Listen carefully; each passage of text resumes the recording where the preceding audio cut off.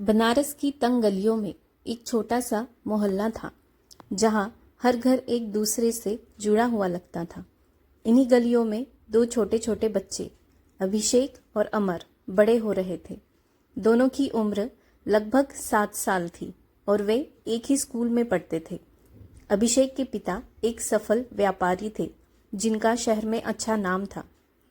वही अमर एक साधारण परिवार से था। उसके पिता मोहल्ले में ही दर्जी का काम करते थे और माँ सिलाई बुनाई करके घर चलाने में मदद करती थी। एक दिन स्कूल में लंच ब्रेक के दौरान अभिषेक अकेला बैठा हुआ था। उसके पास महंगे टिफिन में तरह तरह के पकवान थे, लेकिन खाने का मन नहीं था। तभी अमर पास आया और मुस्कुराते हुए बोला, तू अकेला क्यों बैठा है? अभिषेक ने सिर झुका लिया। कोई दोस्त नहीं है। अमर ने अपने टिफिन में से एक पराठा निकाला और बोला, अब से हम दोस्त हैं, चल साथ में खाते हैं। यही वह पल था जब उनकी दोस्ती की नींव पड़ी। दोनों दोस्त स्कूल के बाद अक्सर गंगा घाट पर चले जाते। वहां छोटे छोटे पत्थर उठाकर पानी में उछालते और गिनते कि कौन सा पत्थर ज्यादा दूर तक जाता है। कभी कभी वे नाव वालों से बातें करते और सपने देखते कि बड़े होकर वे भी अपनी जिंदगी को किसी नाव की तरह आगे बढ़ाएंगे। अमर, हम बड़े होकर क्या बनेंगे? अभिषेक ने एक दिन पूछा। पता नहीं, तू बता। अमर ने मुस्कुराते हुए कहा, मैं इंजीनियर बनूंगा। तो मैं भी इंजीनियर बनूंगा, अमर ने जोश से कहा। उनकी दोस्ती इतनी गहरी हो गई थी कि वे हर बात में एक दूसरे का साथ देने की कसम खा चुके थे। समय बीता और दोनों ने हाई स्कूल पास कर लिया, लेकिन अब उनकी जिंदगी में पहली बार असमानता आई। अभिषेक के पिता ने उसके लिए एक प्रतिष्ठित कॉलेज में दाखिले की व्यवस्था कर दी। दूसरी ओर अमर के पास आगे की पढ़ाई के पैसे नहीं थे। मुझे नहीं लगता कि मैं आगे पढ़ पाऊंगा अभिषेक, अमर ने निराश होकर कहा। ऐसा मत कह, मैं अपने पापा से बात करूंगा। अभिषेक ने उसे दिलासा दिया, लेकिन जब अभिषेक ने अपने पिता से बात की तो उन्होंने साफ इनकार कर दिया। बेटा, दोस्ती अच्छी चीज है, लेकिन इसका मतलब यह नहीं कि तुम किसी और की जिम्मेदारी उठाओ। अभिषेक बहुत दुखी हुआ, लेकिन उसने हार नहीं मानी। उसने अपनी जेब खर्च से पैसे बचाकर अमर की मदद करनी शुरू कर दी। वहीं अमर ने ट्यूशन पढ़ाकर अपनी पढ़ाई जारी रखी। समय अपनी गति से आगे बढ़ रहा था। अभिषेक और अमर ने कड़ी मेहनत से 12वीं की परीक्षा उत्तीर्ण कर ली, लेकिन अब उनकी राहें अलग हो रही थी। अभिषेक को उसके पिता ने देश के एक प्रतिष्ठित इंजीनियरिंग कॉलेज में दाखिला दिला दिया। दूसरी ओर अमर को अच्छे कॉलेज में प्रवेश पाने के लिए संघर्ष करना पड़ रहा था। उसकी आर्थिक स्थिति ऐसी नहीं थी कि वह किसी महंगे कॉलेज की फीस भर सके। अमर, मैं तेरी मदद कर सकता हूँ, अभिषेक ने कहा। नहीं अभिषेक, मैं खुद अपनी राह बनाऊंगा, अमर ने दृढ़ स्वर में जवाब दिया। अमर ने दिन रात मेहनत की और स्कॉलरशिप के सहारे एक सरकारी कॉलेज में दाखिला ले लिया। दोनों दोस्त अलग अलग शहरों में चले गए, लेकिन उनका दिल अब भी एक दूसरे के करीब था। कॉलेज के शुरुआती दिनों में दोनों अक्सर फोन पर बातें करते, अपनी परेशानियां और खुशियां एक दूसरे से साझा करते, लेकिन धीरे धीरे जीवन की व्यस्तताओं ने उनके बीच दूरी बढ़ानी शुरू कर दी। अभिषेक का कॉलेज बड़ा और प्रतिष्ठित था। वहां उसके दोस्त अमीर घरों के थे और उनकी जीवन शैली पूरी तरह अलग थी। धीरे धीरे वह भी उनके रंग में रंगने लगा। वही अमर अभी भी संघर्ष कर रहा था। पढ़ाई के साथ साथ उसे पार्ट टाइम नौकरी भी करनी पड़ रही थी। कई बार उसने अभिषेक को कॉल किया, लेकिन अभिषेक ने व्यस्तता का बहाना बना दिया। एक दिन अमर ने अभिषेक को फोन किया। यार, तू पहले जैसा नहीं रहा।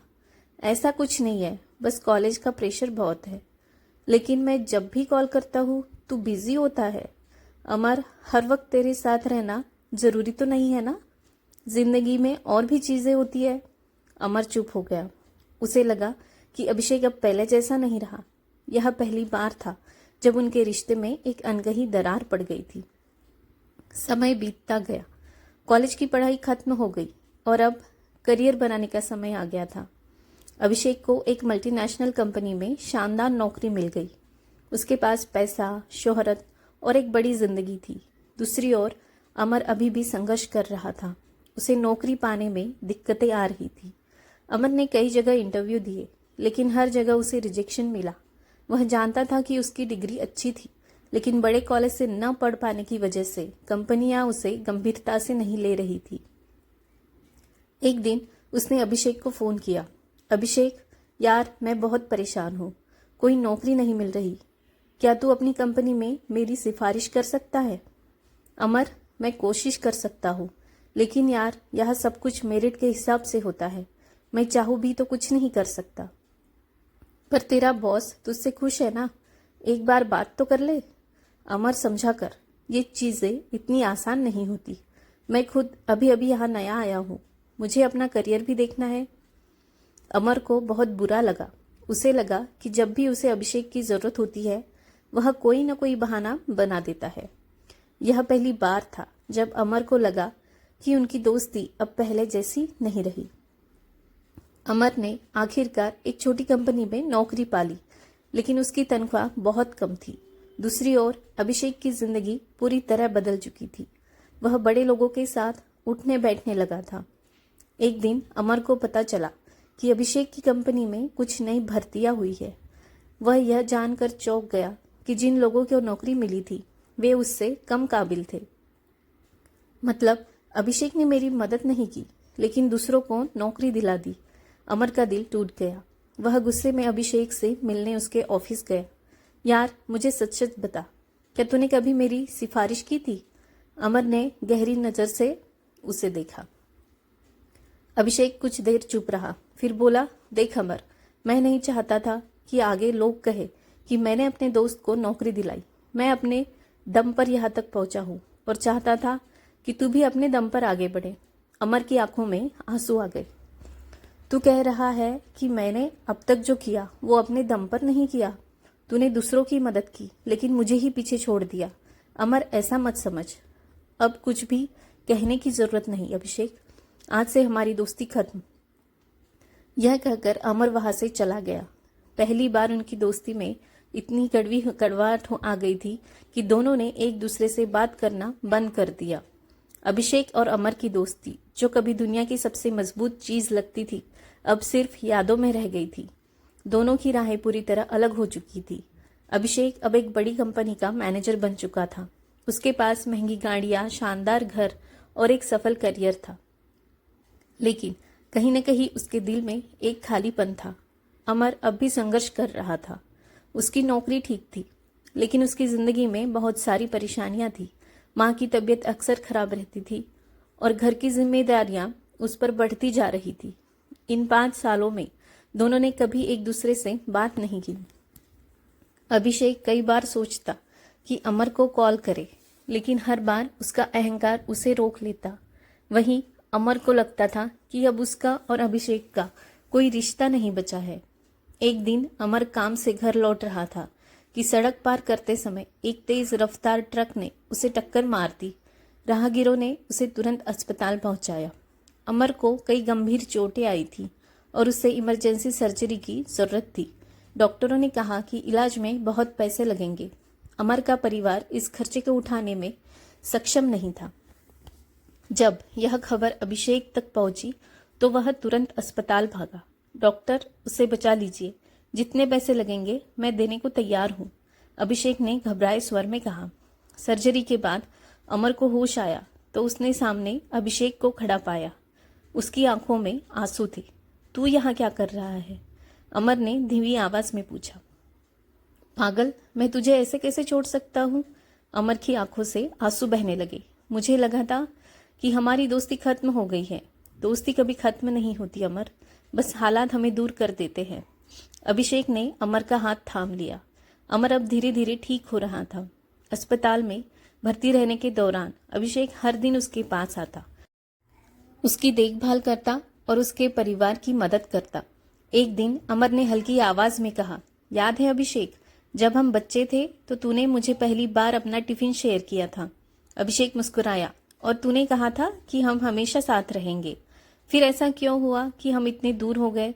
अमर की आंखों में एक सवाल था।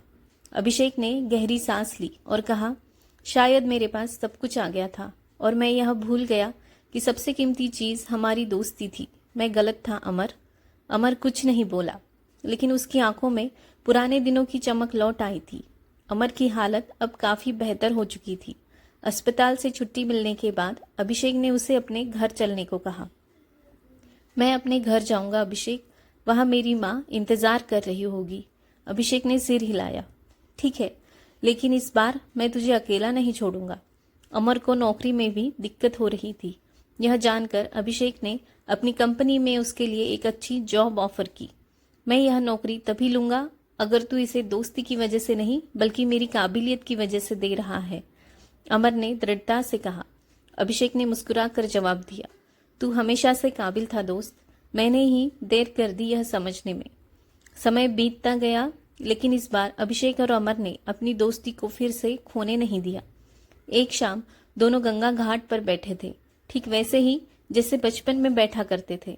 अमर, अगर तुझे फिर से जीने का मौका मिले तो क्या तू कुछ बदलना चाहेगा?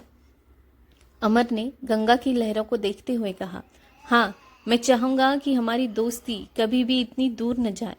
अभिषेक ने उसकी ओर देखा और दोनों हंस पड़े, क्योंकि अब उन्हें पता था कि सच्ची दोस्ती वक्त की दूरियों से नहीं टूटती, बस कभी कभी उसे दोबारा खोजने की जरूरत होती है। इस तरह अभिषेक और अमर की दोस्ती ने हर मुश्किल को पार कर लिया और साबित कर दिया कि सच्ची दोस्ती कभी नहीं मरती। तो दोस्तों, आपको ये कहानी कैसे लगी है नीचे कमेंट सेक्शन में ज़रूर बताएं। मैं आपसे जल्द ही मिलती हूँ अपने अगले वीडियो में एक नई कहानी के साथ। धन्यवाद।